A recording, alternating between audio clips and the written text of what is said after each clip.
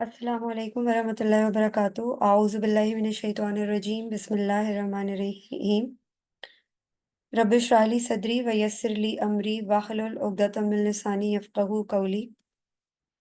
अल्लाहुम्मा सल्लि अला मुहम्मद व अला आलि मुहम्मदिन कमा सल्लैता अला इब्राहीम व अला आलि इब्राहीम इन्नका हमीदुम मजीद। अल्लाहुम्मा बारिक अला मुहम्मद व अला आलि मुहम्मदिन कमा बारकता अला इब्राहीम व अला आलि इब्राहीम इन्नका हमीदुम मजीद। अल्लाहुम्मा इन्नी अस्अलुका इल्मन नाफ़िअ व रिज़्क़न तय्यबा व अमलन मुतक़ब्बिला। अल्लाहुम्मा अरिनल हक्का हक्कन वरज़ुक़ना इत्तिबाअहु व अरिनल बातिला बातिलन वरज़ुक़ना इज्तनाबहु।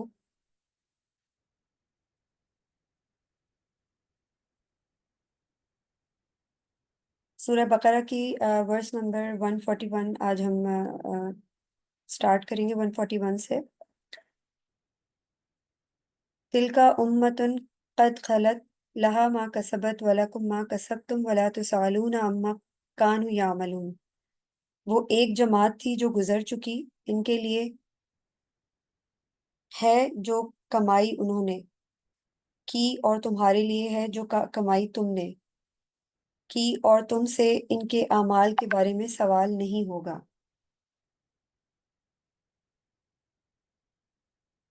बेसिकली ये आयत उन यहूद और नसारा के जवाब में नाजिल हुई जो अपने आप को इब्राहीम, इसहाक और याकूब अलैहिस्सलाम की तरफ निस्बत देते थे और दावा करते थे कि वो उनके दीन पर हैं। हालांकि उन्होंने अंबिया की असल तालीमात को बदल दिया था, और ये बात हम पिछली कई आयत में डिस्कस भी कर चुके हैं। तो ये कंप्लीट एक चेन ऑफ आयत चल रही हैं जो एक ही बात को बार बार जिसमें दोहराया जा रहा है। ये आयत एक फैसला को उसूल बताती है कि सिर्फ किसी नबी या नेक बुजुर्ग की निस्बत से या दावा ईमान ये हम दावा या ईमान काफ़ी नहीं है। असल अहमियत अमल और अकीदे की है। हर इंसान जो है ना, वो अपने अमल का खुद जिम्मेदार है। निस्बत और ख़ानदान से किसी को बख्शिश नहीं मिलेगी। बेसिकली ये एक जामा असूल है कि ला तसअलून अम्मा कानू यामलून, यानी तुम इनके अमाल के जिम्मेदार नहीं हो, तुम्हें अपने अमल का हिसाब जवाब खुद देना पड़ेगा। और यहूद और नसारा के इस फ़ख्र को इस आयत में रद्द किया गया है जो वो अम्बिया से निस्बत की बिना पर करते थे, मगर उनके अमल उन अम्बिया के मुखालिफ थे। सैयद कुतुब इस आयत को इस्लाम के फ़र्दी एहतसाब या इंडिविजुअल अकाउंटेबिलिटी के निज़ाम की बुनियाद करार देते हैं। वो कहते हैं कि इस्लाम में हसब नसब की कोई वक़्त नहीं जब तक ईमान और अमल सॉलेह ना हो। मुसलमान उम्मत को चाहिए कि वो सिर्फ माजी के कारनामों पर फ़ख्र ना करे, बल्कि अपने हाल को बेहतर बनाए, वरना अंजाम वही होगा जो साबका कौमों का हुआ। और इस बात पर भी जोर देते हैं कि यह आयत एक जिंदा उम्मत की पहचान कराती है, वो जो अपने अमाल से पहचानी जाती है, न कि अपने आबा व अजदाद से।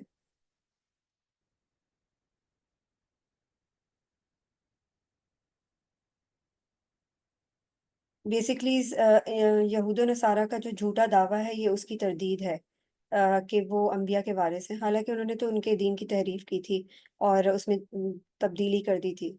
और इमाम तबरी इस बात को अहम करार देते हैं कि ईमान महज वरासत नहीं, बल्कि ये एक अमली जिम्मेदारी भी है। रसूलुल्लाह सल्लल्लाहु अलैहि वसल्लम की हदीस है कि जिसके अमल ने से पीछे कर दिया, इसका नसब उसे आगे नहीं ले जा सकता। एक वाक़े में आता है कि रसूलुल्लाह सल्लल्लाहु अलैहि वसल्लम ने हज़रत फ़ातिमा रज़ी अल्लाह तआला अन्हा से फरमाया, या फ़ातिमा बिन्ते मोहम्मद सल्लल्लाहु अलैहि वसल्लम, नबी की बेटी होने के बावजूद तुम खुद अमल करो, मैं अल्लाह के सामने तुम्हारे लिए कुछ नहीं कर सकता। इसी तरह कुरान की दूसरी आयत में इस मफ़हूम को तक़वियत दी जाती है कि कोई बोझ उठाने वाला दूसरे का बोझ नहीं उठाएगा, और इंसान के लिए वही है जिसने इसकी कोशिश की। सीरा के वाक़यात में नबी अकरम सल्लल्लाहु अलैहि वसल्लम के चचा होने के बावजूद, अबू लहब का वाक़या आता है कि चचा होने के बावजूद नबी के काफ़िर होने की वजह से अल्लाह ने उस पर लानत फरमाई, सूरह मसद में, सूरह लहब में। हज़रत सलेमान फ़ारसी के बारे में आता है कि एक गैर अरब होने के बावजूद नबी सल्लल्लाहु अलैहि वसल्लम ने फरमाया, सलेमान रज़ी अल्लाह तआला अन्हु हमारे अहले बैत में से हैं।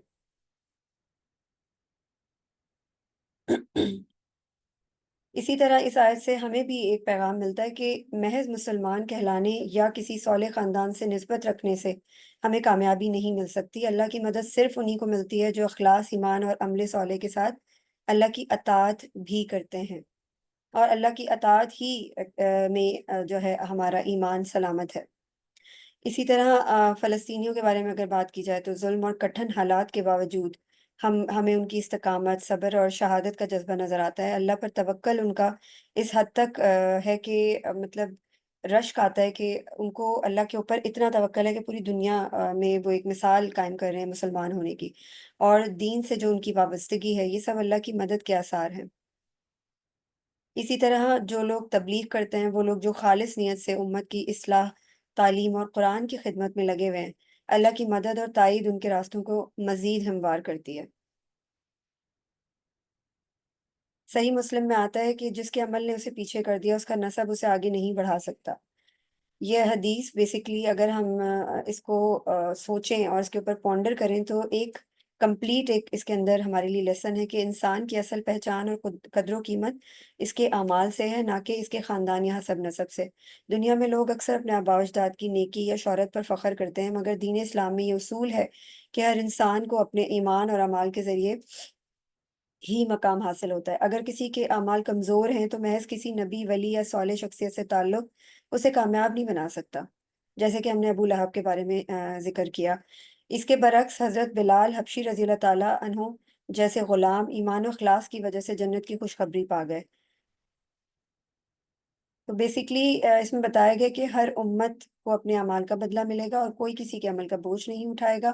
اب جیسے ہم صلاح الدین ایوبی کی بات کرتے ہیں، ہم کہتے ہیں ہمارے جو تاریخ میں لیڈرز گزرے ہیں تو انہوں نے کیا کیا کچھ نہیں کیا، ہم اس پہ فخر بھی محسوس کرتے ہیں، لیکن ہم ان سے سیکھتے نہیں ہیں کہ انہوں نے اپنی زندگی حالت جنگ میں گزاری، اپنی زندگی کا ایک ایک لمحہ حالت جنگ میں گزارا۔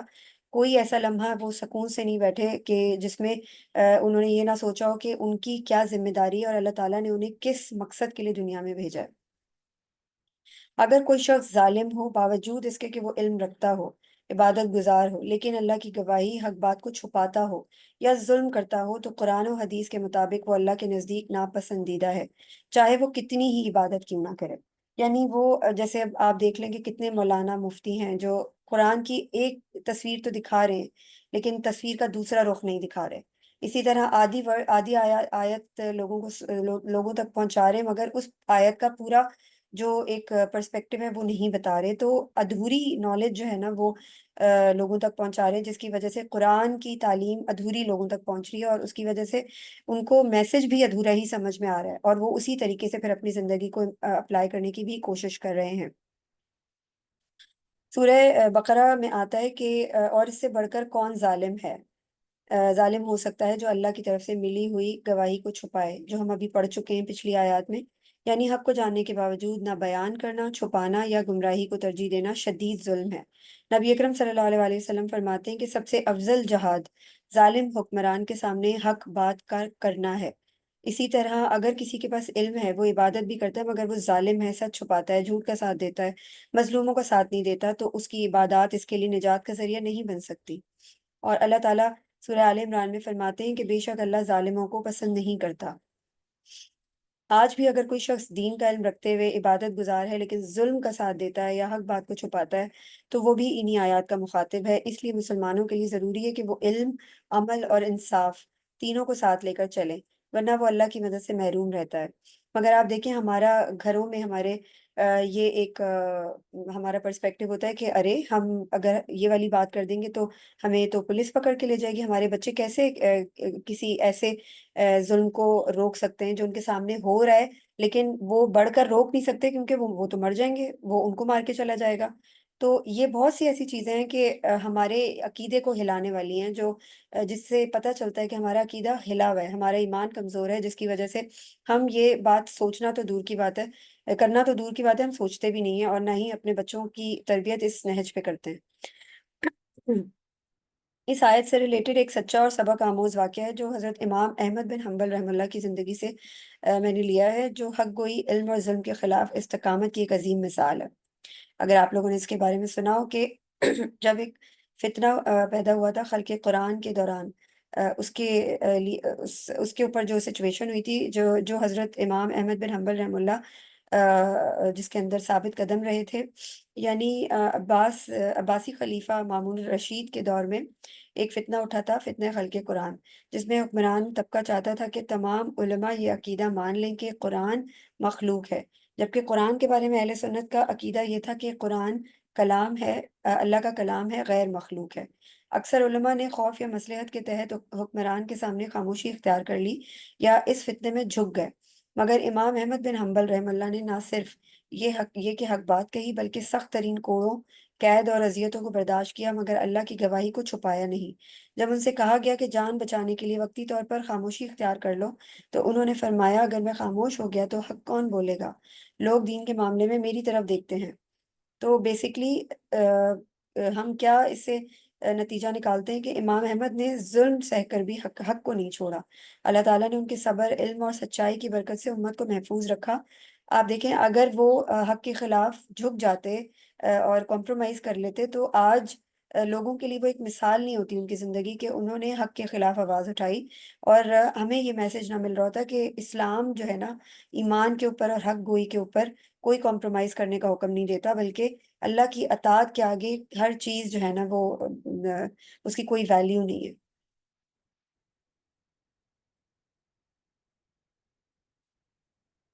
نیکسٹ ورس ہے 142۔ سَيَقُولُ السُّفَهَاءُ مِنَ النَّاسِ مَا وَلَّاهُمْ عَنْ قِبْلَتِهِمُ الَّتِي كَانُوا عَلَيْهَا قُل لِّلَّهِ الْمَشْرِقُ وَالْمَغْرِبُ يَهْدِي مَن يَشَاءُ إِلَىٰ صِرَاطٍ مُّسْتَقِيمٍ۔ ان قریب کہیں گے لوگوں میں سے احمق اور بے وقوف لوگ، کس چیز نے پھیر دیا انہیں اس قبلے سے جس پر یہ تھے؟ کہہ دیجئے کہ اللہ ہی کے ہیں مشرق اور مغرب، وہ جس کو چاہتا ہے سیدھے راستے کی طرف ہدایت دے دیتا ہے۔ جب رسول اللہ صلی اللہ علیہ وآلہ وسلم نے مدینہ ہجرت فرمائی تو 16 یا 17 ماہ تک آپ صلی اللہ علیہ وآلہ وسلم بیت المقدس کی طرف رخ کر کے نماز ادا کرتے تھے تاکہ اہل کتاب یہود کو قریب کیا جا سکے۔ بعد میں وہی نازل ہوئی جس میں قبلہ تبدیل کر کے خانہ کعبہ کو قبلہ بنانے کا حکم آیا۔ سورہ بقرہ کی آیت نمبر 144۔ یہود اور منافقین نے اعتراض کیا انہیں بیت المقدس سے موڑ کر مکہ کی طرف کیوں رخ دیا گیا؟ اس آیت میں اللہ تعالیٰ نے ان کے اعتراضات کو سفاہت یعنی نادانی قرار دیا ہے۔ امام راضی جو ہے نا اس لفظ صفحہ پر توجہ دیتے ہوئے فرماتے ہیں کہ یہاں اصل اعتراض عقل کی کمی کی علامت ہے، کیونکہ دین میں قبلے کا تعین وحی سے ہوتا ہے، عقل سے نہیں۔ وہ لکھتے ہیں کہ اللہ تعالیٰ نے یہ تبدیلی اپنے علم اور حکمت کی تحت کی۔ اللہ کو معلوم تھا کہ یہ ایک آزمائش ہے، جیسا کہ قرآن میں بھی فرمایا گیا ہے۔ یہاں اللہ کی ہدایت کو اس کے اختیار اور مشیت سے جوڑتے ہوئے راضی کہتے ہیں کہ وہ ہدایت کوئی جغرافیائی سمت کا مسئلہ نہیں بلکہ دل کا رجوع ہے۔ اسی طرح سید قطب اس آیت کو عقیدہ، قومیت اور شناخت کے تناظر میں دیکھتے ہوئے کہتے ہیں کہ قبلے کی تبدیلی نے مسلمانوں کی الگ امت کے طور پر شناخت کو واضح کیا، اور اللہ تعالیٰ نے اس عقیدے پر مضبوطی کا مطالبہ کیا۔ یہ محض سمت کا بدلنا نہیں تھا بلکہ امت کے تشخص، آزادی اور قیادت کے اعلان کی تمہید تھی۔ یہ واقعہ دراصل ایک نقطہ انقلاب تھا جہاں مسلم امت نے یہود سے اپنا امتیاز قائم کیا۔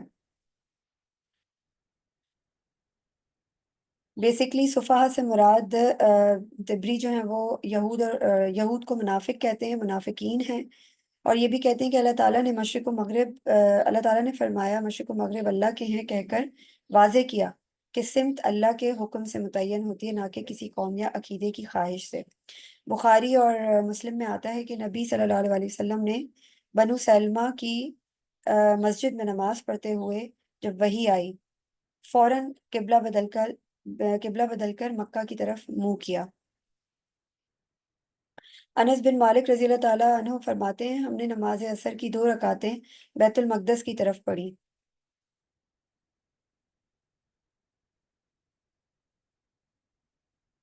ایک سیکنڈ۔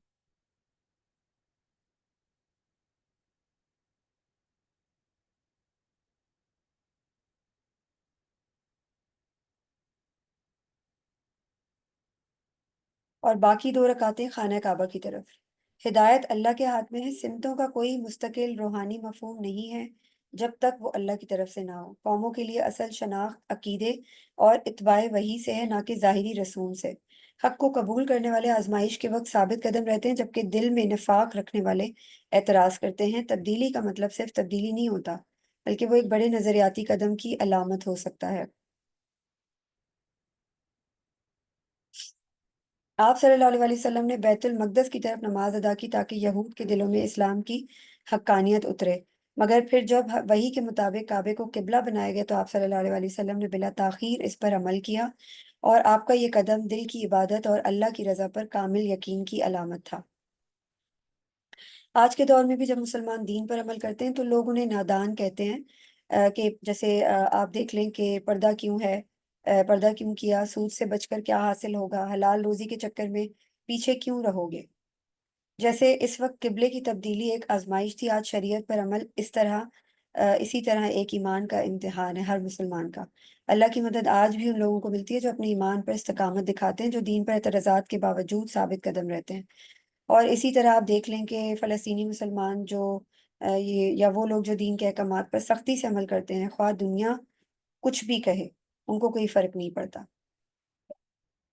اسی طرح جو ہے اگر ہم تبدیلی قبلہ کے اوپر بات کریں کہ تبدیلی قبلہ ایک ظاہری تبدیلی معلوم ہوتی ہے، لیکن حقیقت میں یہ اور قیادت اور روحانی وراثت کا منتقلی کا علامتی ایک اعلان تھا، یعنی ایک امت بنی اسرائیل سے دوسری امت محمدیہ کی طرف آ، ایک سمجھیں کہ تحلیل ہو رہی تھی اس کی۔ تبدیلی قبلہ دراصل امامت کبریٰ یعنی قیادت روحانی کی تبدیلی ہے۔ نبی اکرم صلی اللہ علیہ وسلم کو حکم دیا گیا کہ بیت المقدس کی طرف رخ کریں تاکہ یہود کو معلوم ہو کہ یہ دین ان کے دین سے متصل ہے۔ یہ عبوری مرحلہ تھا جہاں مسلمان ایک سابقہ امت کی روحانی علامت کو اختیار کیے ہوئے تھے۔ گویا اللہ نے اعلان فرمایا، اب امامت دین، شریعت کی تجدید اور ہدایت کی قیادت نئی امت کو دے دی گئی ہے۔ خانہ کعبہ حضرت ابراہیم علیہ السلام کا قبلہ تھا، اور یہ اس دین کی اصل بنیاد کی طرف واپسی تھی جو حنیف دین تھا۔ بیت المقدس کو قبلہ یہودی بیت المقدس کو قبلہ مانتے ہیں، مگر ان کے ہاں بھی مکمل وحدت نہ تھی۔ اسی طرح عیسائی جو ہیں شروع میں بیت المقدس کی طرف نماز ہوتی تھی، پھر بازنطینی اثر میں آ کر مشرق کی طرف رخ کیا جانے لگا، شمس پرستی کے اثرات نمایاں ہونے لگے۔ قرآن میں آتا ہے ہر ایک کے لیے ایک سمت ہے جس کی طرف وہ رخ کرتا ہے، مگر اصل مقصد کیا ہے؟ اللہ کی رضا۔ تو قبلے کی جو تبدیلی ہے نشان امامت ہے، بیسیکلی جیسے اللہ تعالیٰ نے حضرت ابراہیم علیہ السلام کو فرمایا تھا کہ لوگ جو ہیں وہ ان کی امامت کو اس طرح سے جو ہے وہ سمجھا جائے۔ جب نبی کریم صلی اللہ علیہ وسلم کو خانہ کعبہ کی طرف رخ کرنے کا حکم ملا تو یہ گویا ایک اعلان تھا کہ اے محمد، اب آپ ہی وہ امام ہیں جن کی امت کو امامت زمین سونپ دی گئی ہے۔ یہ صرف ایک سمت کی تبدیلی نہیں تھی، بلکہ یہ اللہ کی طرف سے ایک اعلان تھا کہ قیادت اب اس نئی امت کے ہاتھ میں ہے جو نبی آخر زماں کی پیروی کرتی ہے۔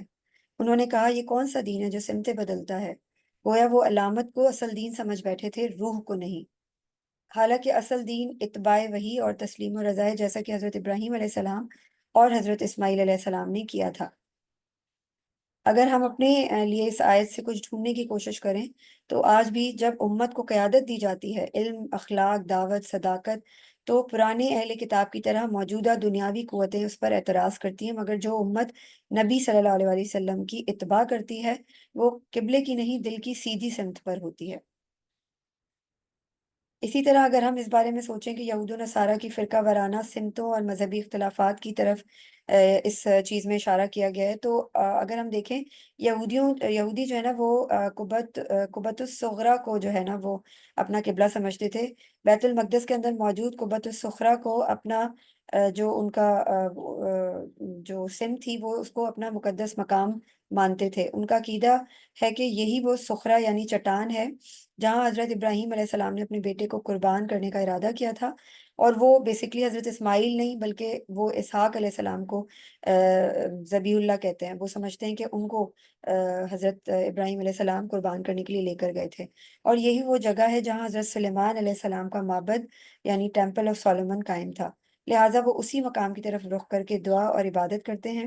اسی طرح عیسائیوں کا قبلہ جو ہے وہ چرچ آف دا ہولی سیپلکر مریم علیہ السلام کی جگہ کو کہا جاتا ہے، یعنی وہ اس کو اپنا مقدس ترین مقام مانتے ہیں کہ یہی وہ جگہ ہے جہاں حضرت عیسیٰ علیہ السلام کو صلیب دی گئی، دفنایا گیا اور پھر وہ نعوذ باللہ زندہ ہو کر آسمان پر اٹھا لیے گئے۔ کچھ عیسائی فرقے مریم علیہ السلام کی جائے عبادت یا قبر کو بھی قبلہ تسلیم کرتے ہیں۔ عیسائیت میں ایک متفقہ قبلے کا تصور نہیں ہے، بلکہ مختلف فرقے، جیسے میں نے اوپر بتایا تھا کہ وہ مختلف سمتیں، مشرق مغرب یا ان مخصوص کلیساؤں کی سمت رخ کرتے ہیں۔ اور قرآن جو ہے وہ اس میں آتا ہے کہ قرآن یہاں یہود و نصارہ کی منافقانہ سوچ پر تنقید کرتا ہے کہ خود ان کے ہاں قبلے کے معاملے میں اختلاف ہے، مگر جب مسلمان کو حکم ملا کہ کعبے کی طرف رخ کریں تو انہوں نے اعتراض کیا۔ جو خود راستے کے متلاشی نہ ہوں وہ دوسروں کے قبلے پر اسی طرح انگلیاں اٹھاتے ہیں۔ ہمارا قبلہ وہی ہے جو حضرت ابراہیم علیہ السلام اور حضرت اسماعیل علیہ السلام نے تعمیر کیا۔ یہ وحدت امت، روحانی وراثت اور اللہ کی طرف اخلاص کی علامت ہے، نہ کہ صرف جغرافیائی سمت۔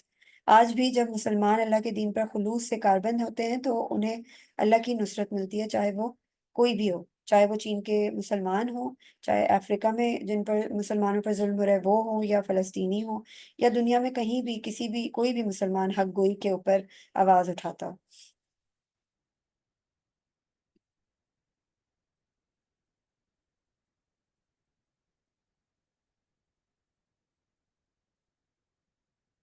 اسی طرح اگر ہم اس آیت کے اوپر مزید پونڈر کریں تو اس آیت کا مقصد مسلمانوں کو یہ سمجھانا تھا کہ اللہ کی ہدایت پر عمل کرنا ہر دور میں ایک امتحان ہوتا ہے، اور اللہ کی رضا کے لیے اس امتحان سے گزرنا ضروری ہے۔ مسلمانوں کو چاہیے کہ وہ اپنے، یعنی ہم سب کو چاہیے کہ ہم اپنے قلبی تعلق کو اللہ کے ساتھ مضبوط کریں اور اس کی رضا کی تلاش میں کسی بھی اعتراض یا چیلنج کا مقابلہ کرنے کے قابل ہوں۔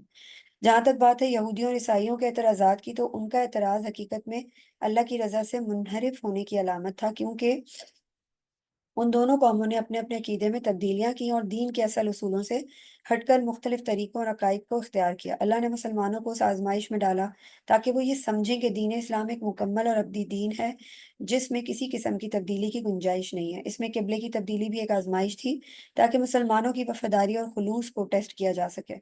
آج کے مسلمان جنہیں اللہ کی مدد حاصل ہوتی ہے، انہیں اسی آزمائش کی صورت میں اللہ کے ساتھ تعلق کی حقیقت کو سمجھنے کی ضرورت ہے۔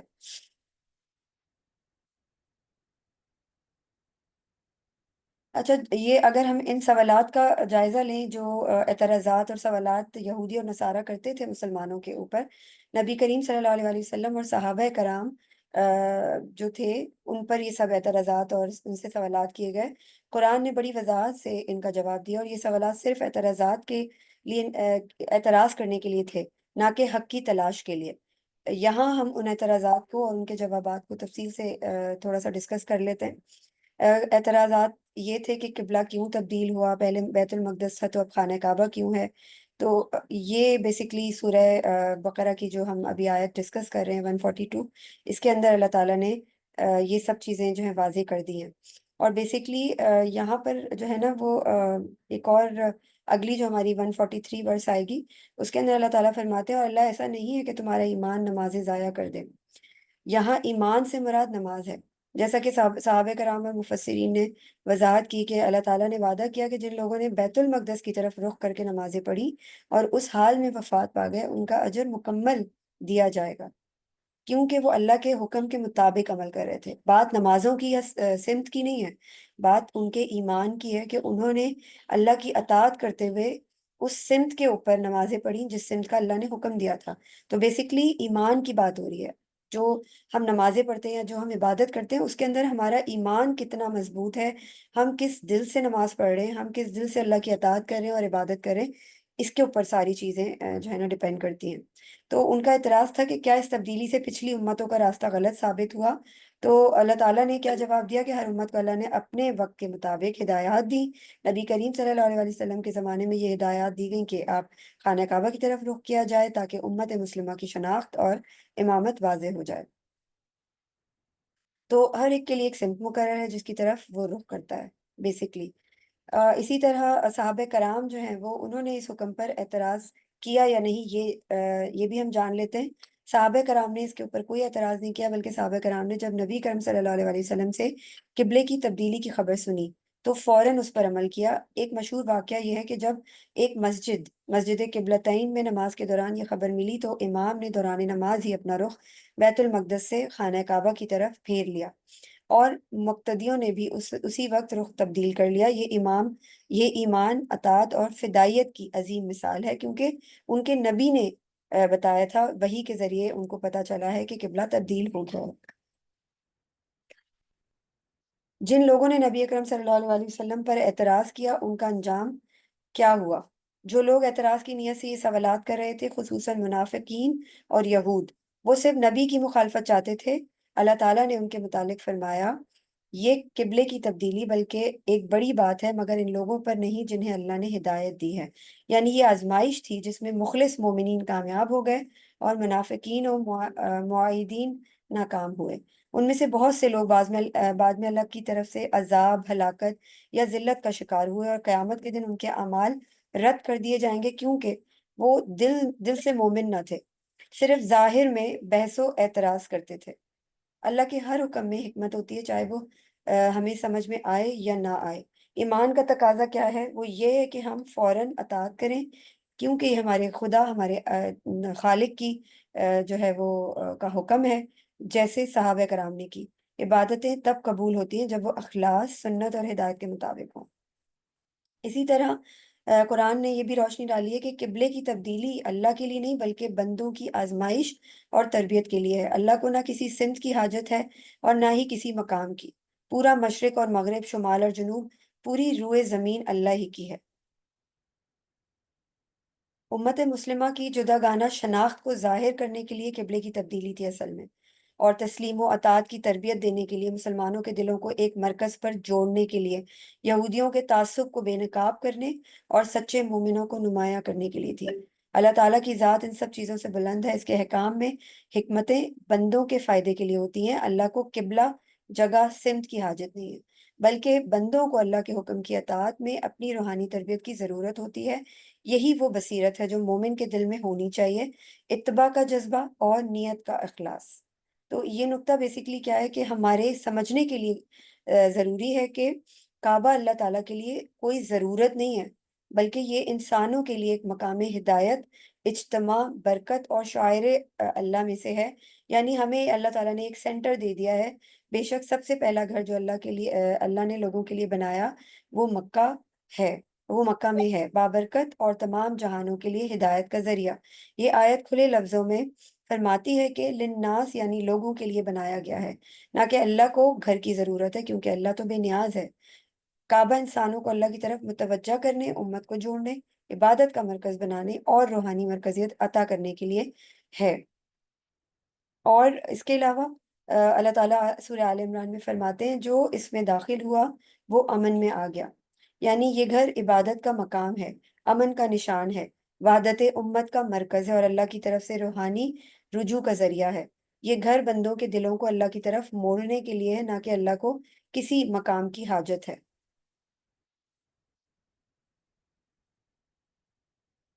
اسی طرح اللہ تعالیٰ ایک اور آگے فرماتے ہیں کہ ہم نے قبلہ جس پر آپ پہلے تھے صرف یہ دیکھنے کے لیے بنایا کہ کون رسول کی پیروی کرتا ہے۔ پہلا قبلہ بیت المقدس آزمائشی طور پر رکھا گیا تھا تاکہ پیروی کرنے والے اور انکاری الگ الگ ہو جائیں۔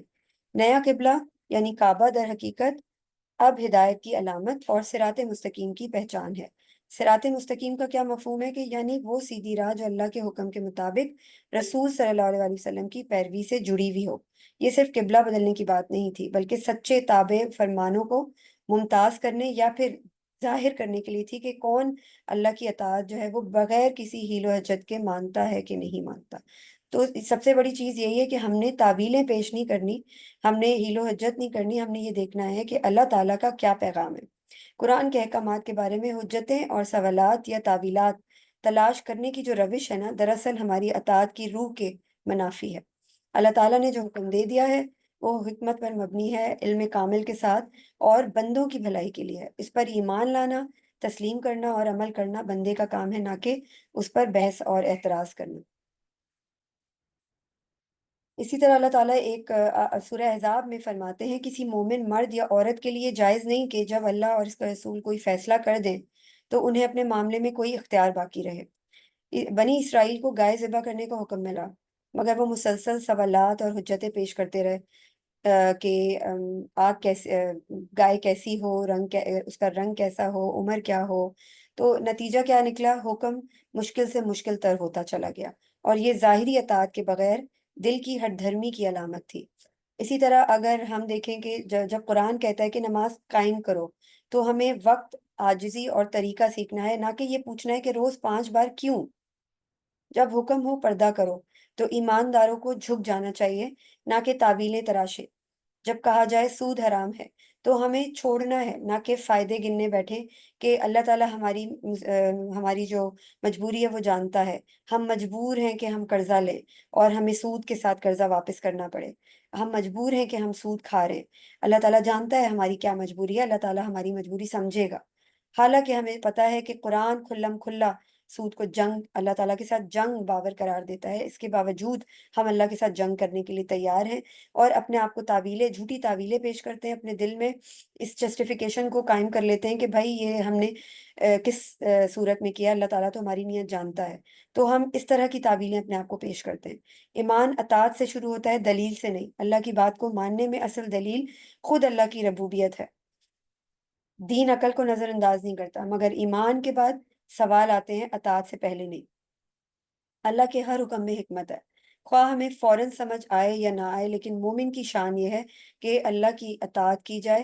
ہم نے سنا اور اطاعت کی۔ سورہ بقرہ کی آیت نمبر 285 میں آتا ہے، سمعنا و اطعنا، ہم نے سنا اور اطاعت کی۔ اسی طرح حضرت عمر بن الخطاب رضی اللہ تعالیٰ عنہ کا جو ہے نا وہ ایک مشہور قول اسلامی عقیدے، فہم دین اور توحید کی فہم پر ایک ہمیں ایک گہری جو ہے نا بات سمجھنے کا موقع ملتا ہے کہ حضرت عمر فاروق رضی اللہ تعالیٰ عنہ جو ہے نا وہ حجر اسود کو بوسہ دیتے وقت فرماتے تھے، اے حجر اسود، میں جانتا ہوں کہ تو محض ایک پتھر ہے، نہ تو نفع دے سکتا ہے اور نہ ہی نقصان۔ اگر میں نے رسول اللہ صلی اللہ علیہ وآلہ وسلم کو تجھے بوسہ دیتے نہ دیکھا ہوتا تو میں تجھے کبھی نہ چومتا۔ یہ صحیح بخاری کی حدیث ہے۔ اس میں مطلب یہ واقعہ آتا ہے۔ اسی طرح حضرت عمر فاروق رضی اللہ تعالیٰ عنہ نے، آپ یہ دیکھیں کہ واضح کر دیا کہ عبادت، عقیدہ اور روحانی اعمال صرف اللہ کی خاطر ہیں۔ کسی چیز میں ذاتی تاثیر یا الہیت نہیں سمجھی جاتی، بلکہ اللہ تعالیٰ نے اپنے نبی کو صلی اللہ علیہ وآلہ وسلم کو پیکر قرآن بنایا تھا۔ یعنی پہلے ہمارے نبی صلی اللہ علیہ وآلہ وسلم کا کردار ایسا بنایا کہ وہ ایک چلتا پھرتا قرآن تھے، اور ان کی سیرہ قرآن کی تعلیمات کو ایکسپوز کرتی ہے ہمارے اوپر۔ تو بیسکلی کیا ہے کہ ہم نے اللہ تعالیٰ اور رسول صلی اللہ علیہ وآلہ وسلم کی اتباع کرنی ہے، اطاعت کرنی ہے۔ اگرچہ پتھر نفع یا نقصان نہیں دے سکتا، مگر حجر اسود کو بوسہ لینا صرف اس لیے ہے کہ رسول اللہ صلی اللہ علیہ وآلہ وسلم نے ایسا کیا، اللہ کے کہنے پہ۔ یہی اصل اطاعت ہے، محبت اور اتباع کے ساتھ سنت کی پیروی، اسی کو کہتے ہیں۔ یہ قول ہمیں یاد دلاتا ہے کہ ہمارے ظاہری اعمال کا اصل وزن نیت اور شعور پر ہے، یعنی ہم یہ کیوں کر رہے ہیں، کس کے لیے کر رہے ہیں، کیا اس میں توحید کا فہم ہے یا نہیں ہے۔ دین میں جو علامات، مقامات یا اشیاء مقدس ہیں وہ اللہ کے حکم سے ہیں، نہ کہ اپنے ذاتی مفاد کے لیے، اپنی ذات کے لیے۔ کسی بھی اسلامی رسم یا عمل کو شریعت کی نیت اور دائرے میں ہی رکھا جائے، شرک سے بچنے کی یہی عملی شکل ہے کہ ہر عمل کا مرکز صرف اللہ ہو، نہ چیز، نہ شخصیت، نہ مقام۔ جب تک ہمیں یہ نہیں پتا کہ یہ چیز اللہ نے حرام قرار دی ہے، ہم اس کو حرام نہیں سمجھیں گے۔ جب تک ہمیں یہ کنفرمیشن نہ ہو کہ اللہ نے یہ چیز حلال قرار دی ہے، ہمیں اس چیز کو حلال نہیں سمجھنا، اگر وہ ہمارے لیے اللہ کی طرف سے حرام ہے۔ Kindly mute yourself.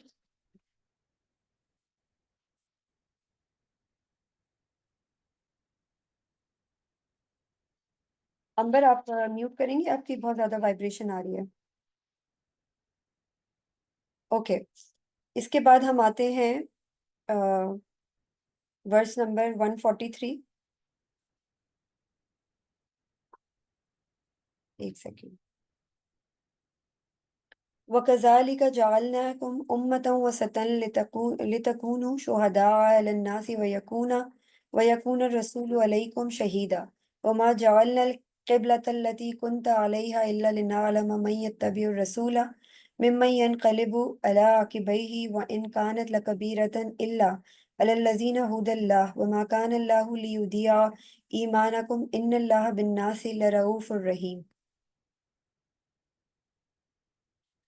اللہ تعالیٰ فرماتے ہیں اور اے مسلمانوں اسی طرح تو ہم نے تمہیں ایک امت وسط بنایا تاکہ تم لوگوں پر گواہ ہو اور رسول صلی اللہ علیہ وآلہ وسلم تم پر گواہ ہو، اور نہیں مقرر کیا تھا ہم نے وہ قبلہ جس پر اے نبی آپ صلی اللہ علیہ وآلہ وسلم پہلے تھے، مگر یہ جاننے کے لیے، ظاہر کرنے کے لیے کہ کون رسول اللہ صلی اللہ علیہ وآلہ وسلم کا اتباع کرتا ہے اور کون پھر جاتا ہے الٹے پاؤں۔ اور یقیناً یہ بہت بڑی بات تھی مگر ان کے لیے دشوار نہ تھی جن کو اللہ نے ہدایت دی، اور اللہ ہرگز تمہارے ایمان کو ضائع کرنے والا نہیں ہے۔ یقیناً اللہ تعالیٰ انسانوں کے حق میں بہت ہی شفیق اور بہت ہی رحیم ہے۔ اچھا مجھے 2 منٹ دیجیے گا، سیشن میں اینڈ کر کے نیا سیشن کر لوں تاکہ ریکارڈنگ ہو سکے۔ Just a moment۔